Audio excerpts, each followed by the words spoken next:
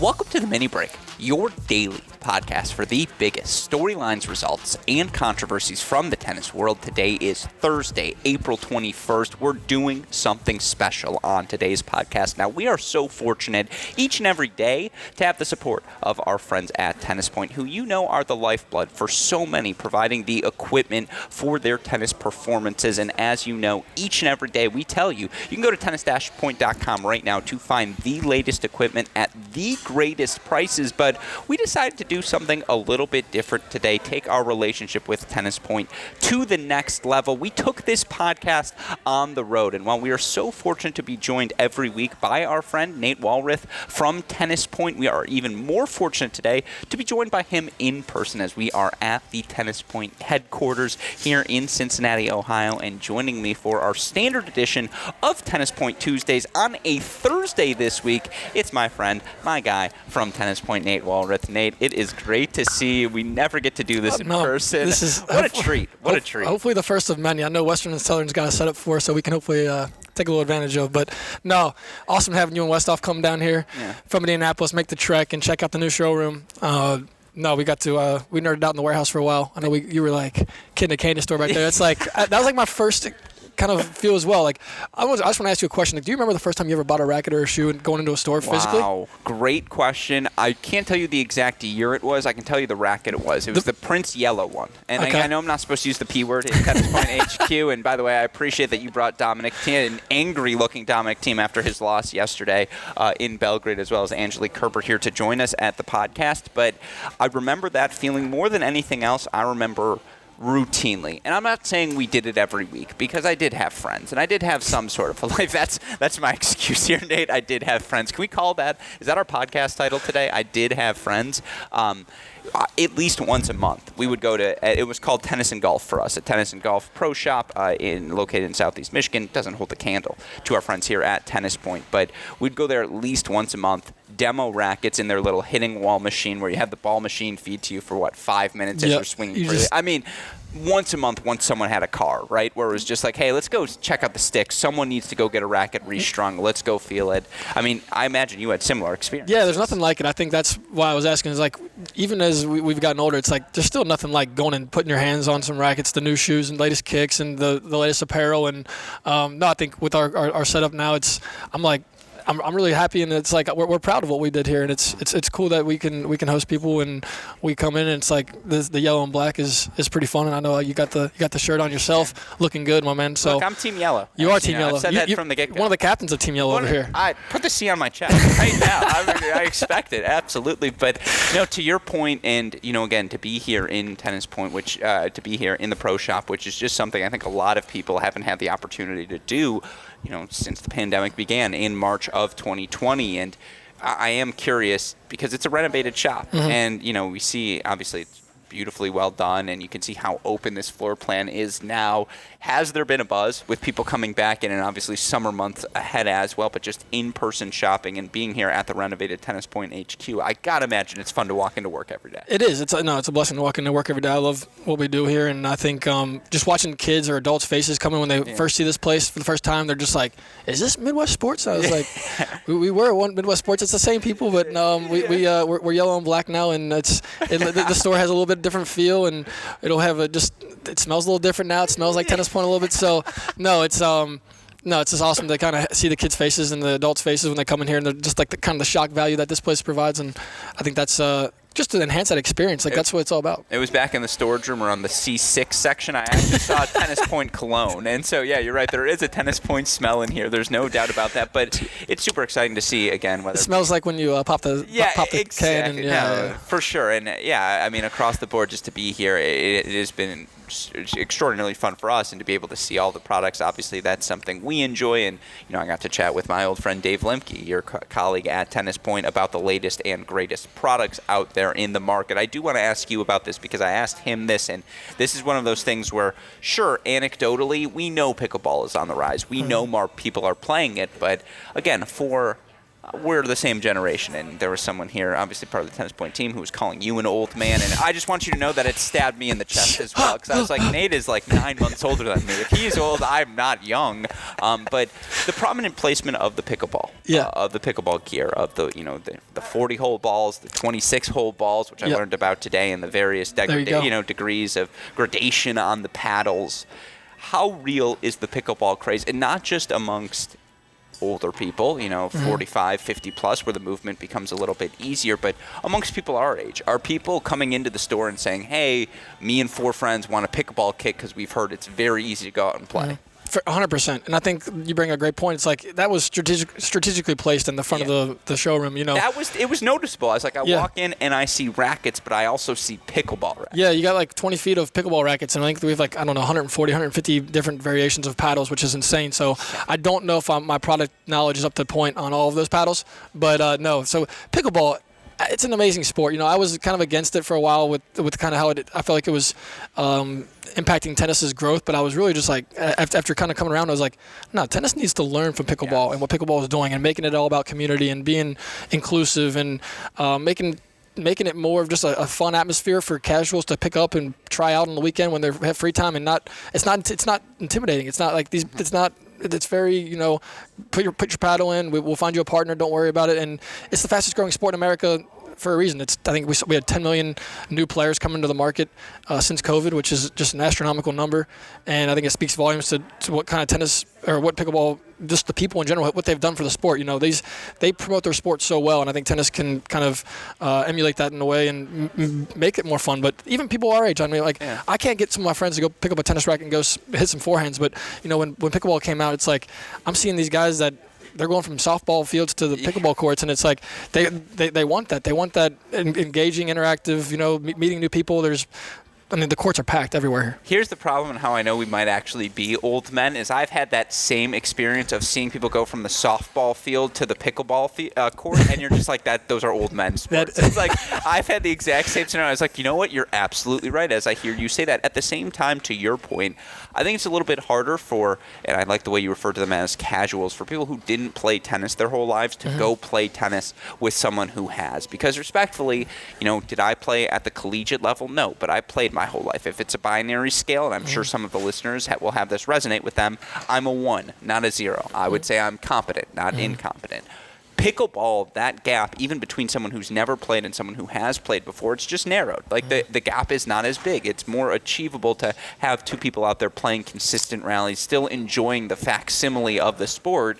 When it's tennis, someone versus good and bad, you're not even playing real tennis. You're just begging for them to keep the ball alive. Pickleball can always be that sort of engaging sport with parity amongst your friends. Yeah, we want to bring casuals. To me, is like we want those casuals to be part of our sports. I want you engaged. Yeah, we want them to be a part of it. We want them to either It's play. also a gateway, right? Like pickleball, if you enjoy it enough, you say, well, maybe I can do this tennis thing. Yeah, you watch the guy next to you hitting some big forehands, and you're like, maybe I can string some of those together. That looks even better. Yeah, that looks like that sounds even a little different. Like the only knock I have on pickleball is the noise. Like it's just not like, even my best shot in pickleball is not that rewarding from a sound feel perspective. Like, but other than that, pickleball is like I'm playing with mom and dad, the grandma and grandpa. It's like the new badminton, but it's a little more fast paced. So no, pickleball is we've come to just have a new understanding of it, and kind of fallen in love with it over here as well. Yeah, but I'll tell you what is a great feeling in pickleball, when you're bitching in the kitchen, and it's all working for you. You're just like, yeah, let's rock and roll. Yep. No, I feel like a ball hog in pickleball. Like, I'm just sitting at the front of the net, just full extension, and I'm taking every ball I can get. So I'm also like, my arm is like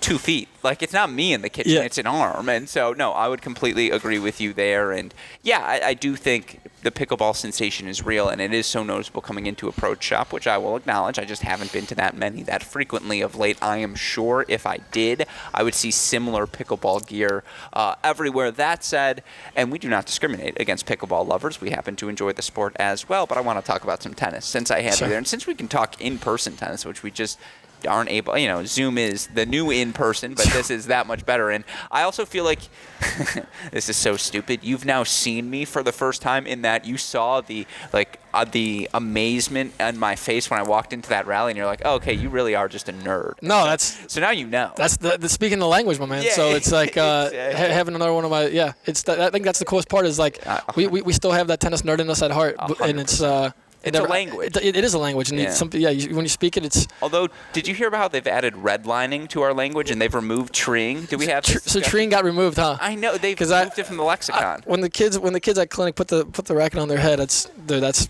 every time. That's what I'm saying, and like I'm pretty sure by the end of high school, I'd converted some of my friends to using treeing pejoratively, like I treed on that test. I'm sure, like I got a 97, and so devastated. You didn't redline on the test. That sounds like you cheated. Yeah. I don't like the sound of that. Once the red pen gets whipped out, that's a problem. Exactly. That's not a good thing. But let's talk about the tennis action we have this week because it's another busy action on the ATP and WTA tours. I also want the opportunity to talk to you a little about the college tennis ranks because, of course, for people who don't know, the newest sponsor of the ITA rankings is our friends at Tennis Point. And by the way, shout out to you guys. It's, again, another display of your commitment not only to providing the best equipment at the best prices, but your commitment to growing the game at all levels. And the investment you guys have made on Tennis Channel, tennis, junior tennis, collegiate tennis, obviously with the pros as well, it's clear you're all in. And I know that's something the entire tennis universe appreciates, so thank you for that fact. With that said, I do want to start our tennis conversation by looking at Barcelona because I think Barcelona is the best way to bring in the results we saw last week. And certainly at the start of last week, and I believe we talked about it on our Tennis Point Tuesday episode, the match everyone was looking forward to was the Jokeraz matchup, a.k.a. Novak Djokovic, Carlos Alcaraz. Are we fine calling it Jokeraz? I'm kind of in. I'm cool with on that nickname. I like it. On the spot Carlito. here, folks. Yeah, that was good.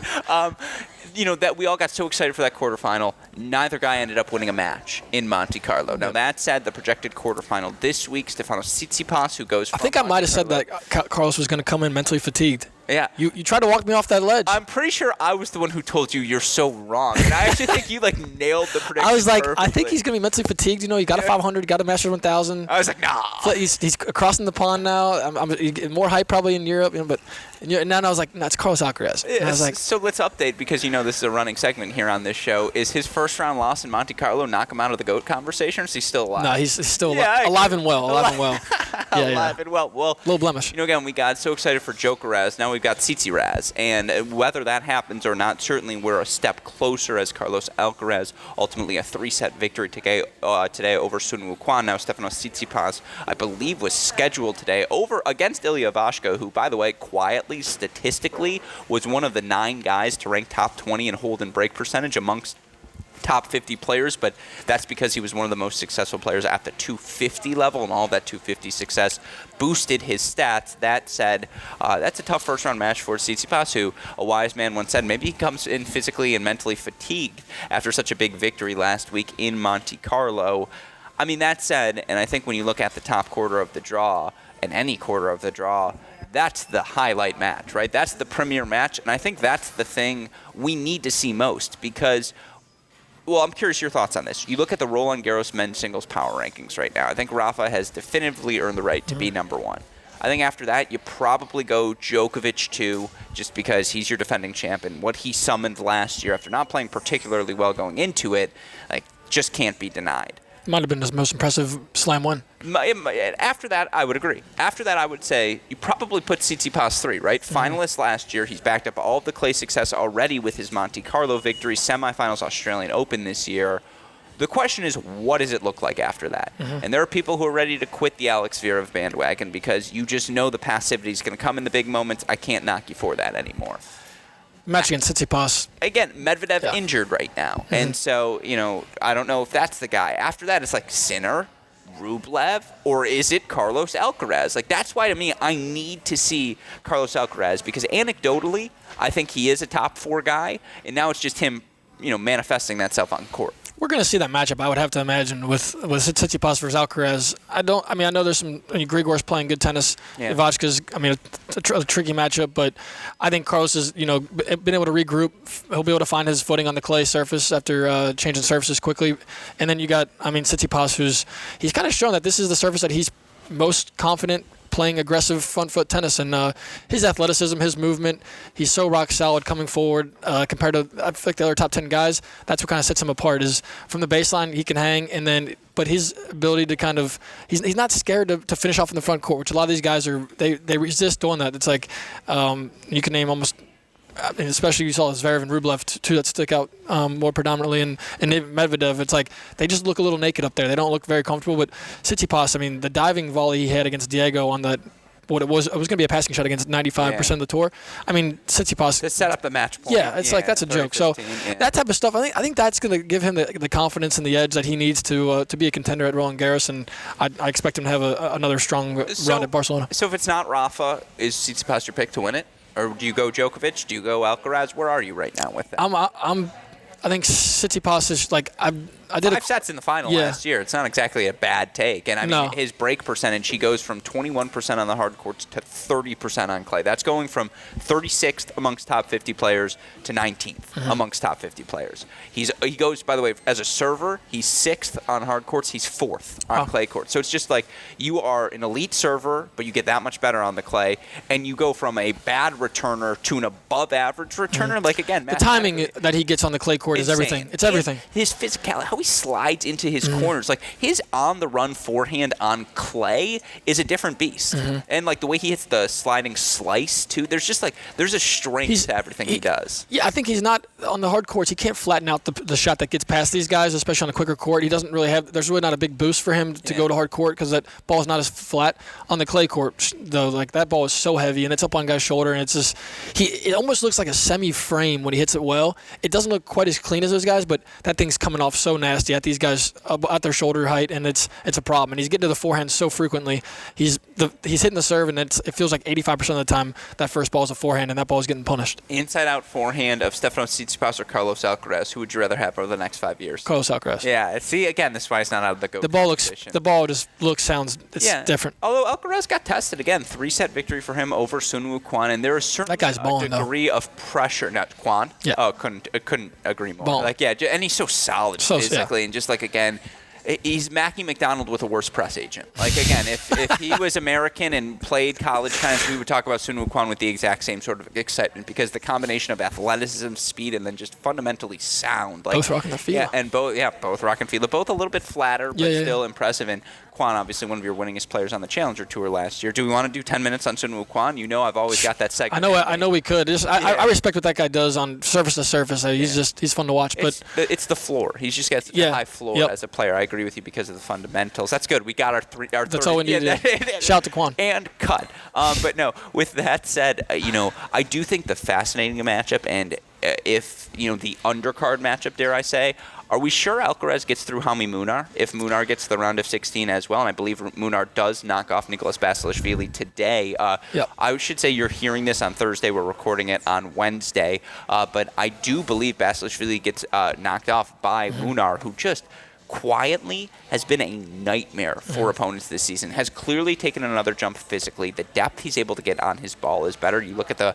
majority of his challenger success, it's come on clay courts. He's won over 70% of his clay court matches in general since the tour resumed in August of 2020. I think he's a top 50 guy on clay for sure. Yeah. I think it's a nightmare matchup for Alcaraz. Yeah, I mean, it goes to show that the two guys that seem to spend the most time at the Rafa Nadal Academy it's paid dividends. You got David Fokina goes to the final Monte Carlo, and now you got Munar, who's just been just a solid start to the year on the sunshine swing, and now on the clay. I think he's going to be a problem as well. Both those guys are playing with a ton of confidence, and I think you train with a guy like Rafa or at his place and with those resources and stuff, and you have Rafa kind of in your corner shouting you out on. So it's like it gives you that little bit of mental edge that you belong in, that little belief that you need against these top guys. How long would you need to train at the Rafael Nadal Academy to win one ATP point? To win one ATP, just a futures first round match. Gosh. You can go on the Monaco swing, or go out to Tunisia for 6 months. I need 2 years. Yeah, give me 2 years. Give me 2 years, and I'm getting a doubles point. Because I'm holding serve on the doubles court. Well, the thing is, you'll charm someone at the academy over those 2 years enough, like whether it be a young Alcaraz or someone you're like, will you just play with me for one? I really need this point. I think that 2 years sounds about right. Like, that's 2 years in the lab. I mean, I've seen your serve. I think we all have on the Tennis Point commercials. Like, you can hang, and so you'll be fine. This guy. All right, let's move through these sections again. I want to go pretty quickly here. The one that's most fascinating to me is this second quarter of the draw in Barcelona, because I have no idea idea what's going to happen. Cam Norrie earns a victory today. He's now going to match up with Marton Fucsovics. Fucsovics, I believe, 2-1 victory over the traditionally tough Federico Del Bonis, the Argentinian, who was seeded at this event but knocked out in straights. You've got Alex Diemenauer, who, by the way, has won 3 clay court matches in his first 2 events. He won 4 total clay court matches last season. It's open spread for him in terms of adding points to his resume. Good 3-set victory for him over Humbert. I actually do think he looks a little more comfortable as a mover this season. But again, the names remaining: Lloyd Harris beats Albert Ramos Vinolas, Alex Diemenauer, Marton Fucsovics, Cam Norrie. Norrie's been sneaky solid on clay courts. That was a good win he had yesterday. Yeah, I agree with you there. But like, is he a definitive favorite at this point on a clay court against anyone? No. Have we seen enough? No, that's my thing. No, so that's this section true. feels like if it's Diemenauer or Norrie in that quarterfinal matchup, who are you taking? Norrie, maybe? Yeah, I'm taking Norrie. By a hair? Yeah. Yeah. I trust Norrie now. I trust him to come up with what he needs. His problem solving is what I trust. But that section that section is interesting and. No, it's a great section, but again, the one... Lloyd Harris has found his game? Yeah, I do think the bottom half of the draw, to me, is the more intriguing, and we've got it out in front of us here now, but you look, Schwartzman-Musetti, the rematch from Monte Carlo. I mean, 2 guys physically just put a million balls in play, and let's not forget Musetti was up a set and a break on him last week. Musetti... He's the real deal on clay. What have you thought of his research? I feel like I'm watching a completely different player from what I just saw in the American swing here in all these events. It's like whatever just happened when he crossed the pond, he just transcended his game. A short list of players who actually have their movement and get better from hard court to clay, and I feel like that never happens. That might be American bias there, but I feel like every tennis player is better moving on hard courts than clay just because you have your feet under you. His ball striking is another level on this stuff. What he can do on the stretch, on the slide, it's just it's special. His ability to defend way deep in each corner and way far behind the baseline, and he can move forward. The sliding that he's able to recover with is just it's amazing to watch what he can do on this stuff, because I mean we watched him get blitzed by J.J. Wolf on Phoenix like 1 and 2 in like 50 minutes, it felt like, and it's like I was like, oh, is this guy not going to be the guy we thought he was going to be? But then you get him on these clay courts again, and now he instantly looks like another guy that's top 25 in the world when you put him on a clay court. So no, the dirt makes a difference, and it's some of these guys that you can tell who's kind of grown up on it and who's trained on this as a kid growing up in the game, and who has kind of struggled to do it. And it's a lot of these big hitters that we saw fare well in the hard courts, not so much. No, I mean, again, that's why we talked about a guy like Munar earlier. Now, obviously, Schwartzman, who said it's the creativity. It's also the strength he has. Like, his ability to go full swing 6 feet behind the baseline on that one-handed backhand and generate pace and depth and angle, and just he finds the cross courts. It's that head boom he's got, man. Yeah, exactly. He's also he might be the fastest on the clay courts out there. Like, just his first step is out of control. Sorry, Westhoff. I haven't been sleeping much, so the filter is gone. With the MF reference, he gave me a look there in the background. I do apologize, but it's more editing work for Westhoff, man. Come on. Yeah, I get clean it up. But yeah, he's writing down the notes. I like to say, God forbid. Yeah, you know what? Never mind. I was going to make a joke. I'm not going to. I was going to say, were you actually making him produce today? But yeah, now it's out of my mouth. I'm sorry. He's a great producer. Don't yell at me. There's some people who. Anyways.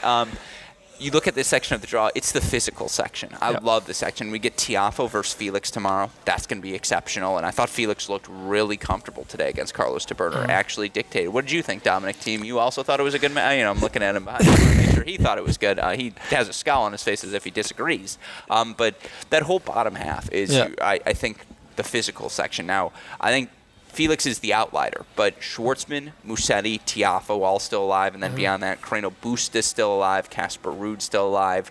The wild card to me is Emil Rusevori, and that's one of my guys. You were up at like 7 in the morning hyping this guy up. I saw your tweets earlier. I was like, wow. I was like, I hope Gruskin's going to be awake for this podcast. You know why I was up at 7 in the morning is because I was like, I got to get on the bike for 45 minutes to impress my boy Nate. I was like, I can't be coming here looking like a slob, and so that is why. I woke up, opened up Twitter app, and I was like, my guy's already tweeting about Rusevori, man. This guy's ready to go.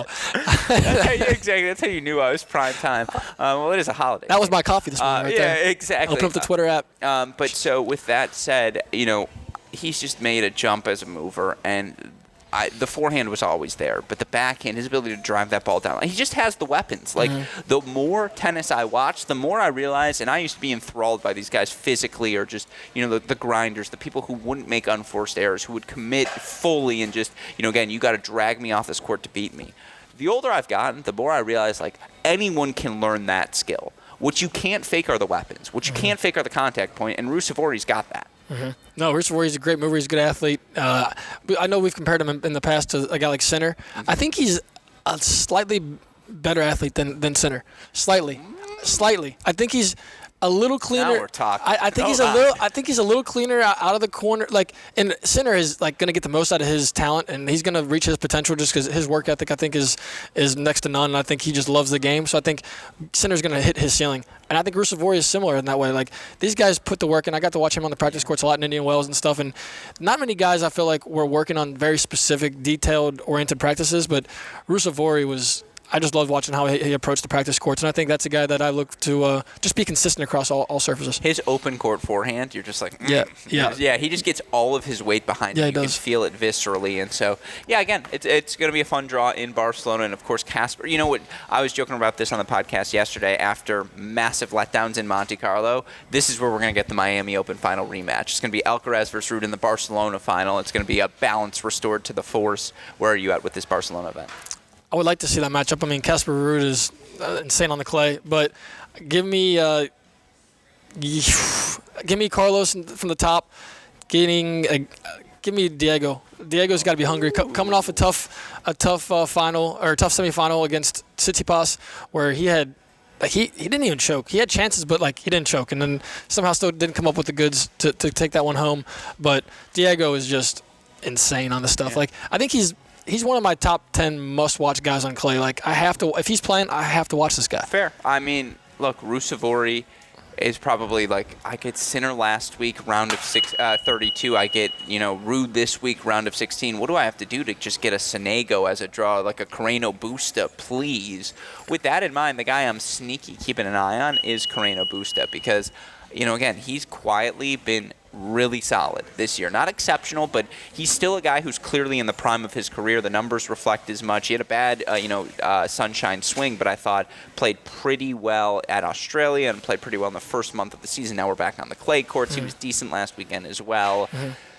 That said, give me Ruud Alcaraz. I'm sticking with it. Give me the Miami Open final, but this time in Barcelona. That said, let's go to Belgrade as well. And right now on court, the reason we have the iPad open in front of us, and we're recording this on Wednesday, Novak Djokovic in the third set dropped the first versus Laszlo Djere, who, of course, has had so much clay court success at the challenger level of late. His backhand on this surface is special, and while I would rather watch Daniel Westhoff hit forehands than Laszlo hit forehands, physically he's a nightmare, and he's just going to make you pay. And that's why even Djokovic, again, it's another 3-set match for Djokovic in his second tournament back. I think this is the best thing for him. I think the only questions we have about Novak Djokovic, it's never the tennis. It's how fit is he heading into the French Open. He's made clear, my intention is to play as much tennis as possible between now and then. I mean, again, for Djokovic, I think a 3-set big picture is a good thing for him early on. Yeah, his physicality, he was very disappointed in how his body performed, I think, in last week, and it kind of let him down, and he felt like he had to get with his team to kind of get back on schedule so he could peak at Roland Garros, a place where he's looking to notch another one and tie Rafa at 21. Obviously, that's kind of his long-term. He's not been shy about his goal, and I think that's been really cool for tennis fans to follow. Is the pressure is real. He's putting it on himself. He's comfortable talking about it, and he realizes these tournaments are important to him, and he wants to win. But at the end of the day, it's all about Roland Garros for Novak Djokovic. And if he gets a win here, great. But I think he's just another step closer. If he doesn't, he's on serve, down 2-3. And if he doesn't get the win, I think this was a solid result. I mean, Djere is playing really solid tennis and just a tough customer and you have to be on your against any of these guys, you have to be on your game. And even if it's a guy like Novak Djokovic, if he's on his B game, you can get knocked off against these guys. And a lot of these Serbians are playing high level ball right now. And if he wins, he plays as Miomir Kecmanovic, who's just been on fire this season and one of the maybe most improved players on the tour. Yeah, no, I think that's a good call. And they were slated to play in the first round of the Australian Open, right? Yeah. And that match getting canceled, a massive inflection point for Kecmanovic, maybe in his career. And so now it's there'd be a beautiful poetry to them playing, and then Kecmanovic beats him, and he's like, no, this was in Belgrade, yeah, I swear. But obviously, it's in Belgrade, as you mentioned, on home soil, and so with that in mind, you see Karatsev, who beat Djokovic in this tournament last year. He's got Holger Rune, I believe, coming up, or a potential matchup there. Let's see. I'm bummed about Saflin. Oh no, Saflin had to retire against. He pulled out before a Khachanov matchup, which is Saflin. I've been waiting for him to kind of find that because we saw it at the ATP Cup. He produced amazing tennis there, and I looked for him to kind kind of be that next carrot of the guy we were going to see come out of nowhere off of the just ATP Cup must just get these guys' juices flowing. For absolutely. And I mean, ditto with who's the Camille Mychak, who also played great alongside of Hubie Hurkacz, and they went on a little two-man run. And yeah, I mean, again, unfortunately that happened. I agree with you. That said, Holger Rune, Yuri Lechechka, man, and Lechechka too is another guy. They've been killing it at the challenge level. Both obviously under 21 years old. Lechechka Rublev is a fun first-round matchup. Rune now has Taro Daniel. Honestly, Holger torched Garin. And there's a world, which is just ridiculous. And there's a world where I think Holger makes the finals in this tournament. Like, he has been that good. And he's been that good, and it's his mind is he believes that he's there from like a level standpoint. He doesn't you can just tell. Like, I liked how he took the loss. Who did he lost to? Who did he lose to last week? Holger. Yeah. In Monte Carlo. He lost in a three-setter to as well. Someone good. Someone really good. Yeah. And he said he's like, no, this is a loss, but I see this as a very positive result. He's like, I'm hanging in there against these top guys now, and he's taking the set off of Novak in a Grand Slam. He's had these results now where he shows that at his top level, he's a top 30 guy already at 18 years old. So I think Holger Rune is, like we talked about in the past, his backhand is unbelievable. His serve continues to get bigger. He continues to find more weight on the forehand and his movement. He's such a good athlete. He's not the biggest guy in stature, but he makes up for it with his explosive movement and his court coverage. And the new added drop shot that him and Radoglu have worked on, it looks like in the past 7 months, he's added that to his arsenal, and that's dangerous because a lot of these guys do not look comfortable coming forward, and Holger's making these guys pay for it. No, I completely agree with you there. It was Casper Ruud last week. Yeah. Carlo. Yep. And now that I see it, it's like, that was the match, 100%. Yeah, I agree with you. Again, we watch too much tennis, man. And no doubt. And physically, he gets better and better as well. And so it's very exciting. And again, the battle of the Ruses, Ruud, Rusevori, and Barcelona, that's going to be a fun one. Holger Rune certainly having a big opportunity for him against Taro Daniel. With that said, final tournament I want to talk to you about. I know there are 2 WTA events happening this week, certainly, but I want to talk about the action in Stuttgart because it's a loaded draw. Former current world number 1, obviously, Iga Swiatek, who now has won her last 7 sets by a 6-1 or better score. Just absolutely ridiculous. She cruises in her first-round match. Had to face a qualifier, but ultimately cruised. And you look at her section of the draw, Raducanu's the seed. It's fairly open for Swiatek up top, but beyond that, again, we had a 3-set battle between the 2 big hitters, Kvitova and Pliskova. That said, you feel like that generation of players, we kind of swept aside at this point, and it's a question of, okay, we know Swiatek's the top dog right now, but is it Maria Sakkari? Is it Anett Kontaveit? Is it Naomi Osaka? Is it Aryna Sabalenka? Like, of these 25 and under talents, of which there are so many, the biggest domino has been removed.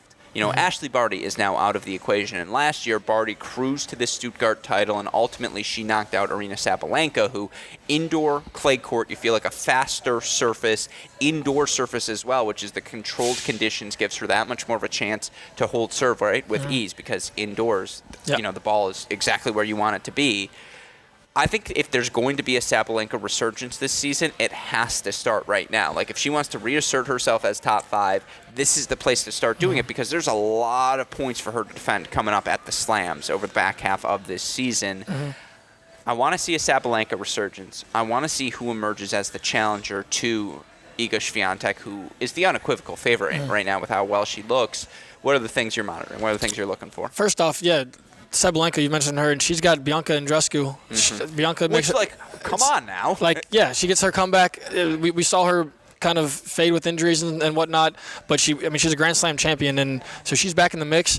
And I think what are her expectations? I mean, maybe she finds her form, maybe she doesn't, but it's just great for the women to have her back on the tour. Yeah. I thought she looked pretty good in her first tournament. Again, you could tell. To me, it's always the first ball after the serve, right? That plus one shot. Your footwork is just so terrible, and it's just like you could see there were times where Andreescu, she was like, "Whoopsies!" I forgot what that was like. But it was just the typical mash rust errors that she would make. From a talent standpoint, she's up there with all these hitters. So I would like to see Andreescu regain her form, and I think she could be a staple at the top of these tournaments as a seeded player. But I think for me still it's Badosa. I think Badosa is just steady.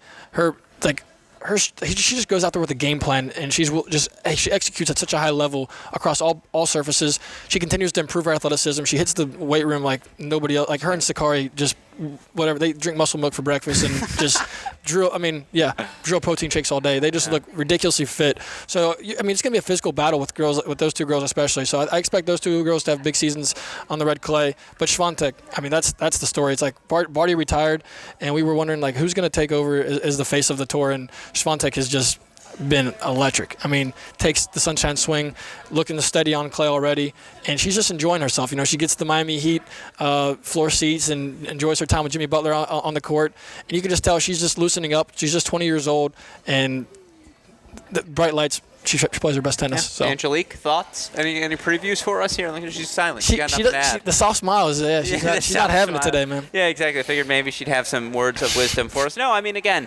I think indoor clay, someone like a Ludmila Samsonova, right, who hits big, who, her ball's going to fly through the surface. I think she's interesting in this place. I think that Ons Jabeur beat Marketa Vondrousova 3 sets first round. I'm telling you now, Nate, that's going to be the earliest that match happens is barring some sort of draw is the French Open 4th round. Like there's a world where both of those players are into the second week and are serious contenders to capture the French Open crown.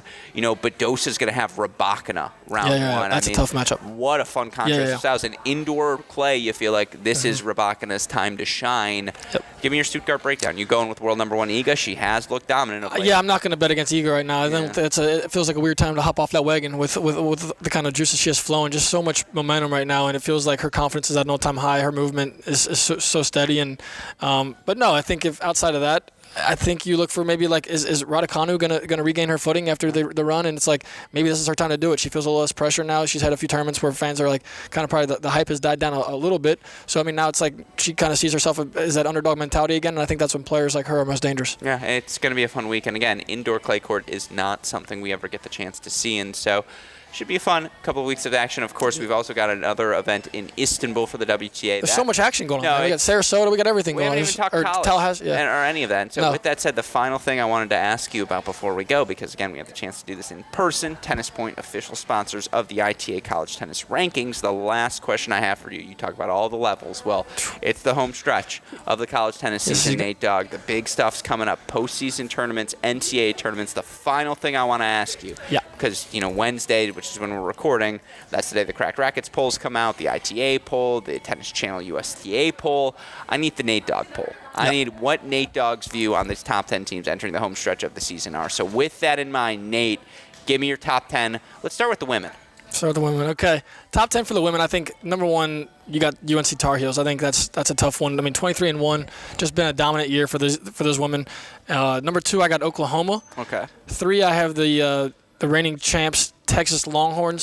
So that is your first outlier. Shout out. This is Shout to Peyton Stearns. Yeah. Okay. Enough said there. Team Yellow right there. You got to say represent Team Yellow whenever we can. So no, I think Texas is dangerous. They've got the confidence that they've been there before. They were just there not that long ago, and led by someone like Peyton Stearns, who's as dangerous as anybody. So. Collins, Shavathpan, Zianlova, the Vrutskis. Yeah, it's a solid squad. I got Texas. Then I got the Wolfpack of NC State. Okay. 22-4. I got the Aggies at 5. Okay. I got the Blue Devils at 6. I'll tell you now, you're too low on Texas A&M. Yeah. Yeah, there's number 3. Okay. They're just. They're 27-1, so I don't. And they're not losing matches. They're nuts. I haven't got to see them as much as I'd like yet, but Pepperdine, you got they were the finalists last season against Texas at 17-6. Then you got Virginia. Okay. The Buckeyes. And finishing off the top 10, you got the Auburn Tigers for me. Yeah, I thought you might throw in Michigan just for me. I did. I thought you were gonna lead off with the men, so I did you a solid on the men's side. But I appreciate it. They barely. I'll put them in at 11. I'll tell you this. I don't know if it was Caroline Lilly or Bobby Reynolds, but shout out to the Auburn tennis staff as the coaches sent me an Auburn bucket hat, which I will be rocking. Oh, we like bucket hats over here. Yeah, I've got a nice collection now forming. All right. I gotta make a new friend. It sounds like. I kind of exactly. I kind of like that. I like that top 10. You know what? Westhoff, we're going to have to work that into our Cracked Racquets rankings moving forward. With that said, give me the men's. The men, I got the Florida Gators. They got 3 guys in the top 100 with the number 1 player in the country, Ben Shelton. I think that's hard to go against what those guys are doing. I got TCU, the Horned Frogs, the international champions. Okay. I got the Buckeyes at number 3. Okay. I got the Baylor Bears, the Volunteers at 5, the Gamecocks at 6, the Wildcats 7, Virginia at 8, the Trojans at 9, and I got your Wolverines at 10. That is a dramatic underranking of the Wolverines. To put USC. I just watched that Ohio State match, and I think I just had a bad taste in my mouth after what we just saw. The problem is you watched too much Fenty. You didn't watch. I watched too much. Of course, I was walked. You can't post him hitting a top 10 shot on Cracked Racquets and expect me not to watch this guy. So no, I did watch a lot of his match, which you called me out on this before the pod. Where do you guys have Ohio State right now? I got them at 2 or no 3. Okay. I got Ohio State 3. State's 3, Michigan. Ohio State's depth is insane. Yeah, but so Ohio State beat Michigan 4-1? Yeah. Can you remind me what was Ohio State's score when they played in Ann Arbor? Because I don't remember it. Oh, it was 4-0? Oh, we dropped one set? No, we didn't drop any sets in our victories? What? We beat them straight We're going to throw up an OH in here real soon.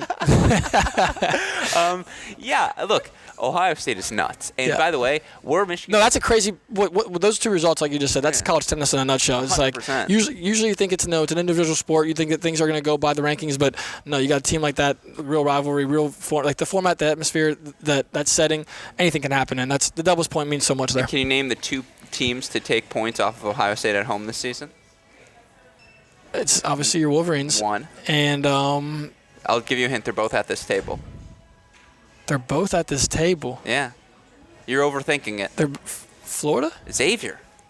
Oh, my Cannon goodness. lost. I'm thinking, I don't know what I'm like, wait, what? Diego Nava. I did not forget, Diego, what you did up in Columbus against Kenan Kingsley. Not facing a break point, I don't think. Taking down Kingsley when he was a top 10 player. You for sure. Diego. Yeah. Hey, if you're seeing this, that's a technical foul, man. Cut the clip, that stuff. We might just have to redo this whole segment. I feel that's tough. It is. Doug Matthews and those guys. I did not forget this result. That was one of the coolest. Just because Xavier hasn't done that in probably the first since like the Zach Muick era. Maybe. Exactly. Yeah. So. Yeah, Diego's having a ridiculous season. Top 50 player. His brother at Wake Forest, another top 50 player. Emilio Nava on the tour already. Diego's the 3rd Nava? Diego's the 3rd. Yeah. I mean, imagine all being 12.5s at UTRs and above, and you're the 3rd best. So, no, he's just had an unbelievable year at Xavier and been the best player in program history. So, no, like college tennis is. I'm all in on college tennis. It's like I need more time in the day to just watch tennis because there's so much action going on right now. And I think college tennis, I want that to take a larger chunk of my TV time. I want you to say that one more time and look at super producer Daniel Westhoff as you do. What does he need? He needs more time to watch tennis. That's a common refrain in our No, there's so much to take in. It's like Westhoff, we're tennis nerds over here, man. You just give me some popcorn. Let me sit back and relax. I've told this story too, and I think we can leave in this word because it's 2022. But one time it was like 4 a.m. and I was sitting out in our kitchen and I was like eating a late night snack, doing whatever, and I was watching all of this tennis. And again, Westhoff walks out of his room and he goes, "Dude, are you watching tennis?" And I was like, "I am watching tennis." And I was like, honestly, I'd have rather you walked in having me watch. This is just like too embarrassing for a 4 p.m. Like this is just not going to work. With that said, of course, Nate Dogg, immensely grateful for you taking the time to have us here, to host us here, because of course it just wouldn't be possible to do all we do on the mini break without the support we get from you guys and our friends at Tennis Point. And so again, for all of our viewers, all of our listeners who are tuning in, what are you guys up to at Tennis Point? Because I know it is immense. No, it's. We're excited. Just this whole summer is going to be a lot of fun with everything we've been involved with, whether it's Western or Southern. We'll obviously have the 10 out there. That's something our whole team's prepping for a lot. The U.S. Open will be there for probably a month, just getting ready for that whole event. It's going to be awesome there. And college tennis will be at the Champaign at the national championships. I'm sure we'll be hanging out there a lot. What else? I mean, You're Champaign bound? Champagne bound. Oh, I'm gonna get you in all the circles. I can't. Hey, it'll be my first college championships, and I can't wait. So, I mean, there's so much going on, but no, I'm just happy you guys got to come down here. One of the best in the business out here with what you guys do on a day-in and day-out basis, with just how consistent you guys are, and continuing to give a spotlight to college tennis athletes and professional tennis and all things junior tennis. You guys put on a heck of an event last week, and I know a local Cincinnati kid took that title, so that was cool to watch. But yeah, I've been a big Cracked Racquets fan for a couple of years now. It's awesome to get you guys on the scene. No, we appreciate you having us. And again, everyone knows tennis-point.com. The promo code is CR15 for the best equipment at the best prices, of course. A shout out, as always, to the aforementioned super producer Daniel Westhoff on the ones and twos. Has tons of editing to do that makes all of our content, that consistency you mentioned, possible. So shout out to super Westhoff's the man. Westhoff, no doubt about that. With all of that said, for my fantastic co-host and partner in crime, Nate Walroth, super producer Daniel Westhoff, our friends at Tennis Point, from all of us here at both Cracked Racquets and the Tennis Channel Podcast Network, I'm your host, Alex Gruskin. Nate Dogg, what do we tell our listeners? That's the break. And we will see you all tomorrow. Thanks, everyone.